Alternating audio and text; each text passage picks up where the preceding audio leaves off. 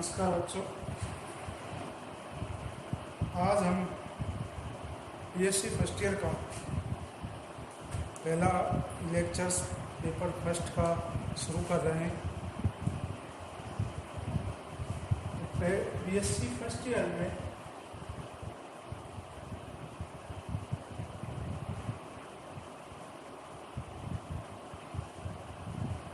पहला पेपर है आपका यांत्रिक, यानी मैकेनिक्स, और इसकी यूनिट पहली यूनिट है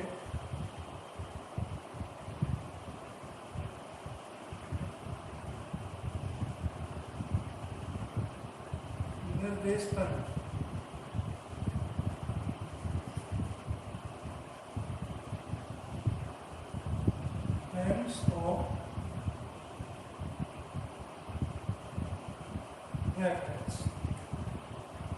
सबसे पहले हमें पेपर को शुरू करने से पहले मैकेनिक्स को समझना कि इसमें हम पेपर में क्या पढ़ने वाले हैं।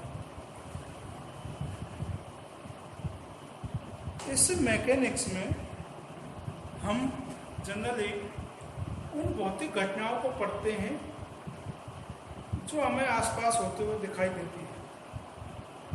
किसी बच्चे ने बॉल फेंकी तो वो किस तरह की गति करेगी, उसमें कितना फोर्स लगेगा, कितनी दूरी तय करेगी, इस तरह की घटनाएं जो हम जनरली आपस में देखते हैं, समझते हैं, आसानी से नज़र आती हैं, उनको हम देखते हैं। एक पेड़ से फल का गिरना, किसी निश्चित दूरी से किसी वस्तु का गिरना, दो वस्तुओं का गिरना, उनमें क्या कंपैरिजन होगा, उनके क्या अंतर आएगा, उनके वजन पे क्या निर्भर करेगा, उनकी वेग पे क्या निर्भर करेगा, इस तरह की घटनाओं को हम पढ़ते हैं।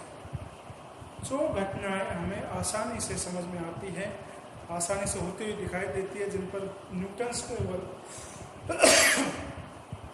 गति के नियम लगते हैं, उन्हें इस बुक के अंदर पढ़ा जाता है।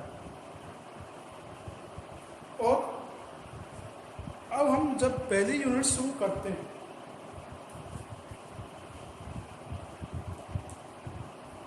तो पहली यूनिट का नाम है निर्देश तंत्र।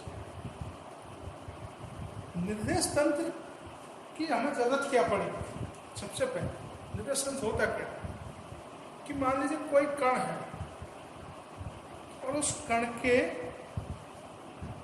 स्थिति में परिवर्तन होता है, तो हम उसको कैसे आइडेंटिफाई करेंगे कि इसमें स्थिति में परिवर्तन हुआ है या नहीं है। ठीक है, मैं अब यहाँ खड़ा हूँ, यहाँ से खड़ा होकर यहाँ आ गया हूँ, तो उसको कैसे पता चलेगा? एक व्यक्ति वहाँ से दूर से खड़ा हुआ देखेगा तो ये पहले ये यहाँ था और फिर 2 सेकंड बाद ये इधर आ गया, तो उस व्यक्ति की तुलना में मेरी स्थिति में परिवर्तन हुआ है। तो इस तरह के अध्ययन को करने के लिए किसी भी घटना को, भौतिक घटना को समझने के लिए हमें निर्देश तंत्र की आवश्यकता पड़ती है। कि जैसे मान लीजिए कोई व्यक्ति या फिर जैसे कोई व्यक्ति बस में सफ़र कर रहा है,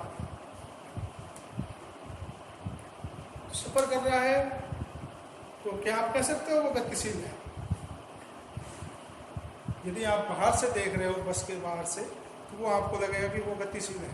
जबकि यदि बस में बैठा हुआ व्यक्ति अंदर से देखेगा तो उसके लिए वो सामान्य है, वो बैठा हुआ है, उसके परिवर्तन में, उसकी स्थिति में कोई परिवर्तन नहीं आ रहा है। जैसे एक दूसरा और उदाहरण लीजिए, जैसे पृथ्वी पर कोई पेड़ है और वो पृथ्वी के साथ साथ पृथ्वी की तुलना में देखेंगे तो वो पृथ्वी पर खड़ा हुआ देखेगा तो वो कहेगा कि ये स्थिर है,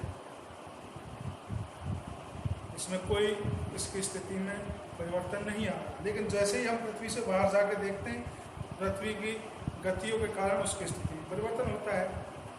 तो हर भौतिक घटना को समझने के लिए हमें एक फिक्स निर्देश तंत्र, फिक्स रेफरेंस पॉइंट की आवश्यकता होती है, और उसी के लिए हमें आवश्यकता पड़ती है निर्देश तंत्र।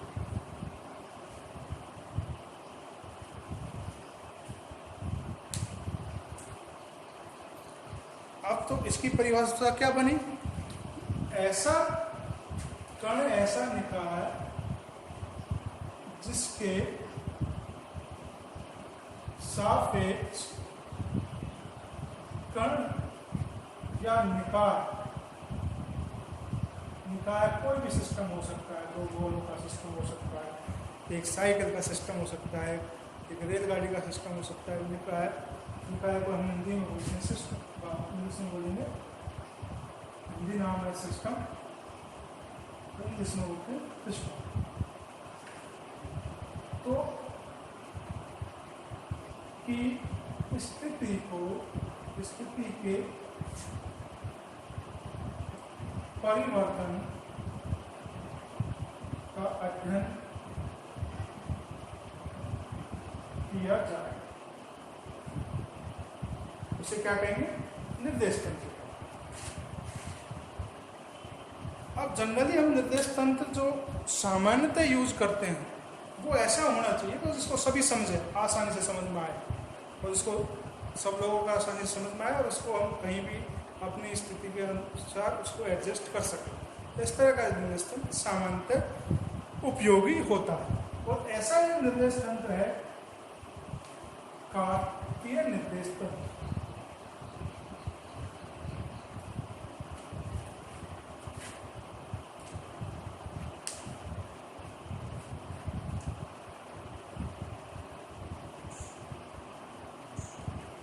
पार्शियल कोऑर्डिनेट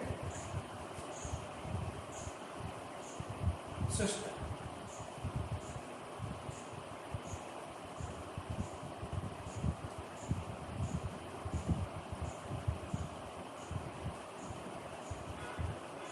इसमें हम क्या करते हैं,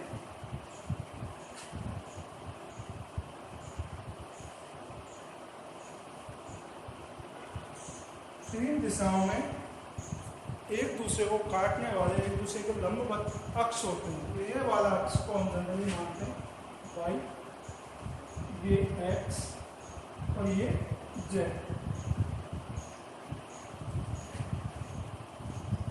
ठीक है। और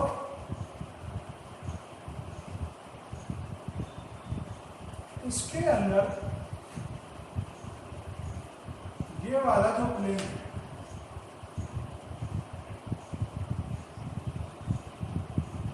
ये दोनों किसके अंदर? ये पाइजेट प्लेन।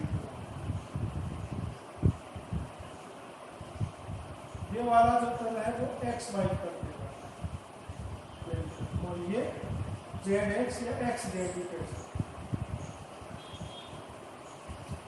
ये y x होता है, ये x x होता है, ये z x। इनकी डायरेक्शन प्लेन के जैसे इस ब्लैक बोर्ड के इसके अनुसार और दोनों भुजाओं के अनुसार होती है, जबकि z जो फ्रेम है वो कैसे होता है? इस तरह से इसके लंबवत, यानी तीनों दिशाओं में होता है। अब इसमें इस वाला जो जनरली हम इसको यूज करते हैं। सामान्यतः बहुत सारे होते घटनाओं को समझने के लिए हम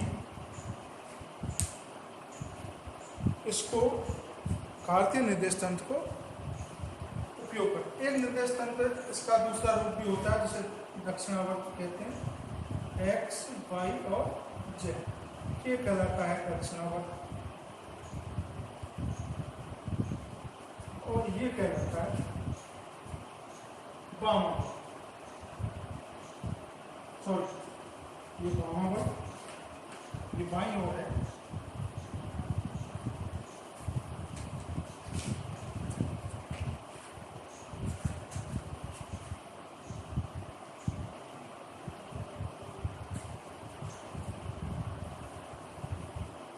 ये दाईं हो गए, इसलिए इसे क्या कहते हैं? दक्षिणावर्त। ठीक है।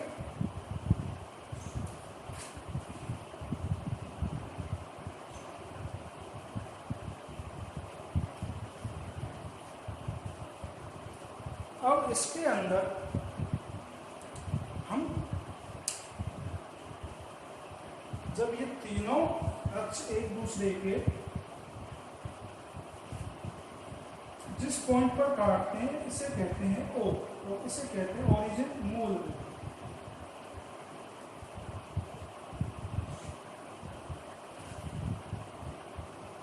ठीक है।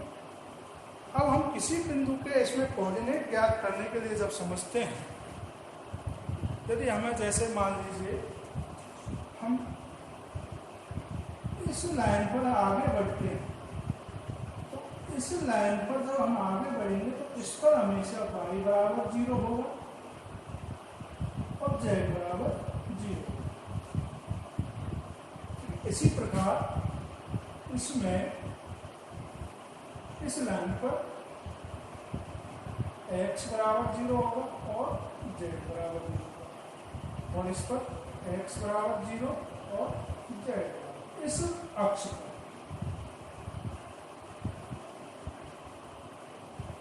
आपसे पूछ लिया जाए x बराबर 0 और y बराबर 0 कौन सा अक्ष होता है, तो आप बताओ कौन सा अक्ष होगा, वो z अक्ष।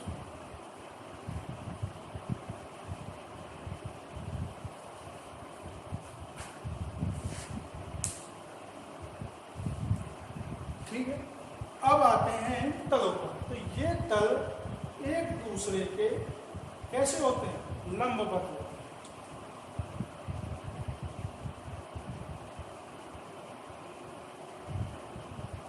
जैसे हम तलों की कल्पना करें तो किसी कमरे के कॉर्नर को देखें,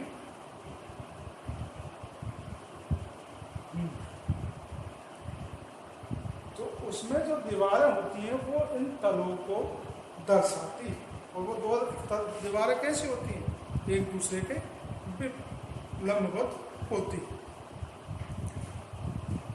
ठीक है। अब यदि मान लीजिए इसमें कोई पॉइंट यहाँ पर स्थित है, इस तल पर, या एक पॉइंट यहाँ पर स्थित है,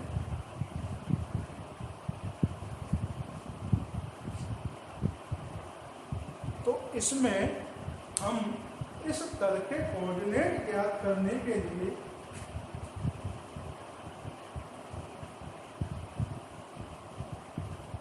y अक्ष पर जो लंब डालेंगे वो तो होगा x का मान, और इस पर जो डालेंगे वो होगा y का, यहाँ से लेकर यहाँ तक, और ये यहाँ से लेकर।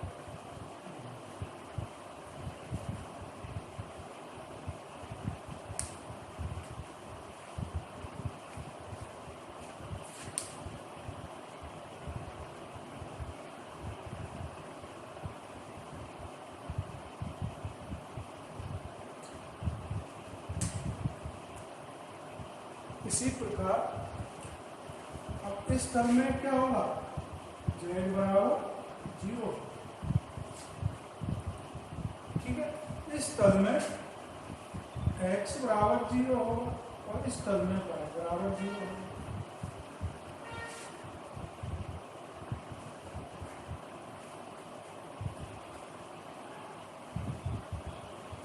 ठीक है भाई। तो अब इस तल में हम किसी बिंदु का कैसे उसकी पोजीशन दिखाते हैं, कैसे उसका कोऑर्डिनेट निकालते हैं, वो अब हम अगले वीडियो में पढ़ेंगे।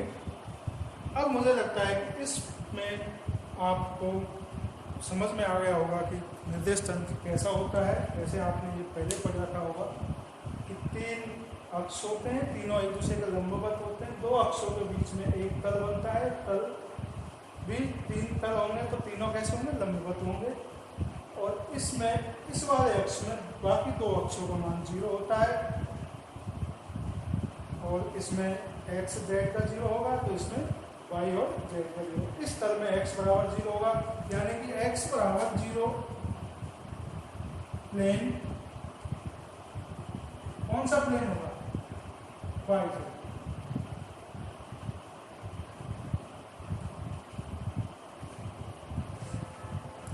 ये चीज़ें आपको पता होनी चाहिए। अब आगे हम इस निर्देश तंत्र में किसी बिंदु के निर्देशांक और उसकी स्थिति सदिश को समझेंगे। उसके बाद 2 जड़त्वीय और अजड़त्वीय उसकी परिभाषा पढ़ेंगे। उसके बाद हम दोनों निर्देश तंत्रों में क्या रूपांतरण समीकरण होते हैं, ट्रांसमिशन इक्वेशन होते हैं, वो हम आपको टॉपिक वाइज करवाते